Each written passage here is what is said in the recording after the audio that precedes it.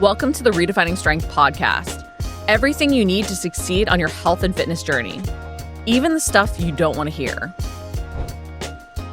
If you're taking pride in being able to do it all on your own, you're actually taking pride in staying stuck. So we have this image of the lone wolf thriving on its own. But the lone wolf is actually just trying to survive. So this realization came to me that we keep ourselves stuck by trying to do it all on our own when I was up at 3:30 in the morning and I was thinking through this conversation with this woman that I had on email, and she was very proud of herself for, I know it all. I, can do this on my own. And I've been there. So I get that ego and feeling like you can do it on your own. You're strong enough. You'll find a way. And again, it goes back to I'm a lone wolf. Well, I actually then had this idea at 3:30 in the morning. I'm like, why do we have this image that the lone wolf is this strong, successful thing on its own? And I was like, is it even? How did this come about? So I went and Googled it because that's what you do when you don't know what something is at 3:30 in the morning, of course. And I realized that the lone wolf is actually trying to find a pack. It is not trying to survive on its own. It doesn't want to. It wants that pack to really thrive. And it made me realize, do we sort of do the same thing? We go out on our own thinking we'll be better off, thinking we're strong enough to do it on our own, and ultimately hold ourselves back because we aren't utilizing the knowledge of others, the perspective of others. And so we're not going as far as we really can, and we're limiting ourselves. And it's ego that's getting in the way. So if you've been sort of saying, I'm a lone wolf, I can do this on my own, you need to question if you're just trying to survive or if you really want to thrive, potentially leaning on others. And it's hard to be vulnerable in that way. This is where really showing ourselves our own strength, our own ability to be receptive to feedback is so key. So I wanted to go over some strategies to help because I think the shift from feeling like we should or need to do it on our own and getting our ego out of the way is really what ultimately leads us to see better results faster and avoid so many pitfalls. I can tell you that the more I've embraced help from others, the further I've actually seen myself go.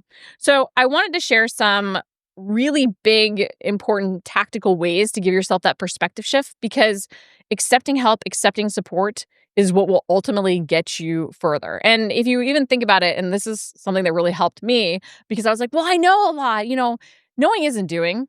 And also we often can't know what we don't know. If you think about Olympic athletes, they're often technically more skilled, more talented even than their coaches are, yet they have coaches to give that perspective.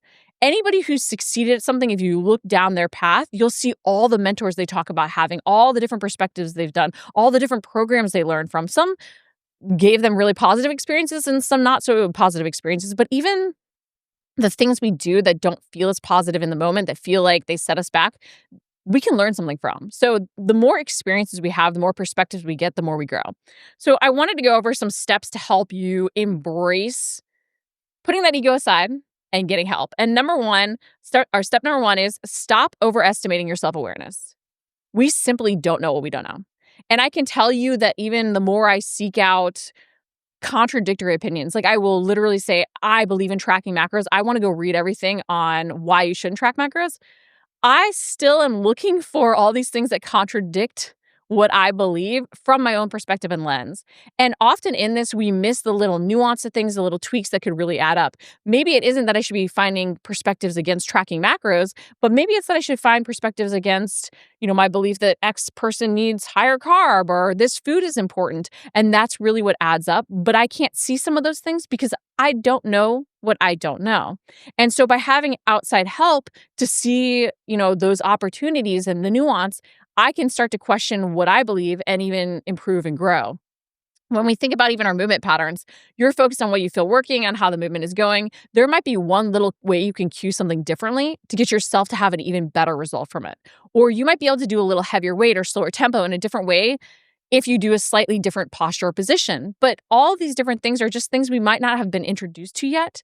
And by putting ourselves out there and asking for help and asking for perspective and looking to constantly learn and grow and be receptive to that feedback and even normalizing feedback, we're going to ultimately move forward faster. But I would really encourage you to take a step back and say, I think I'm very self-aware. I think I know all these things about myself. But in what I'm perceiving as the self-awareness, where am I actually missing strengths and where am I missing flaws?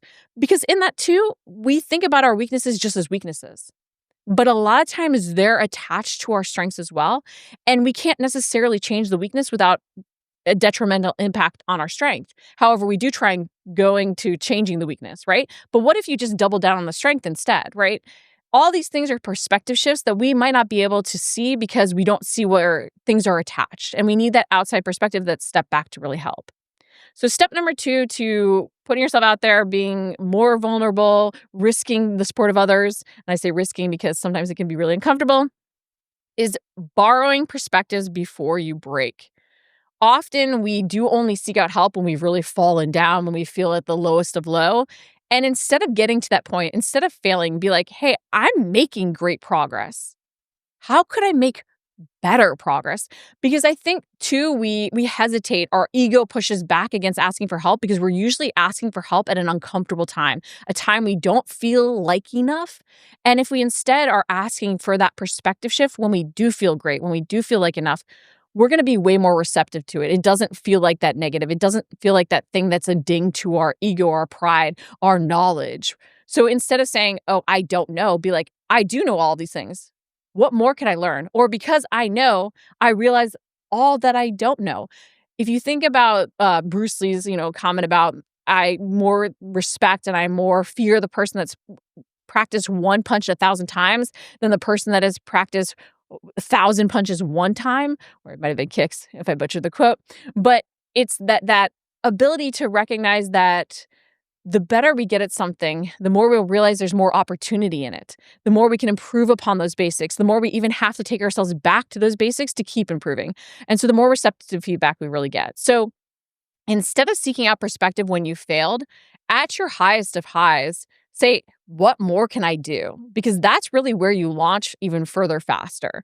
So borrow perspective before you feel broken. It shifts your whole mindset. And even thinking about it that way of like, oh gosh, I'm not looking for support because I don't know.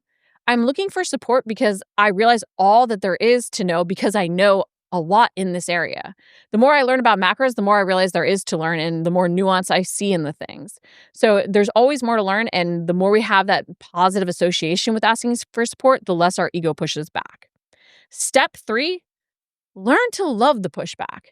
The more I've almost seen getting feedback and pushback as a good thing, the more I seek it out, the more I want to do it, and the more I realize how much it's pushed me forward. So think about the last time you did start a new program, you did, ask somebody for help and how much you learned from that experience. But the more you see that pushback as a good thing, the more you'll find opportunities that weren't even meant by the initial feedback that you got. But if no one's pushing you, you're not going to grow. If you really think about everything in life, it's kind of forged out of a hard. It's forged out of a pushed, so to speak. Like we don't often succeed because we don't have any struggles. We succeed because of those struggles. If you think about the last time you became more confident, stronger, you saw results or progress, it was often hitting a hard and pushing through anyway. Like, legitimately, our muscles grow because we tear them down. They hit this hard. We force them into this struggle.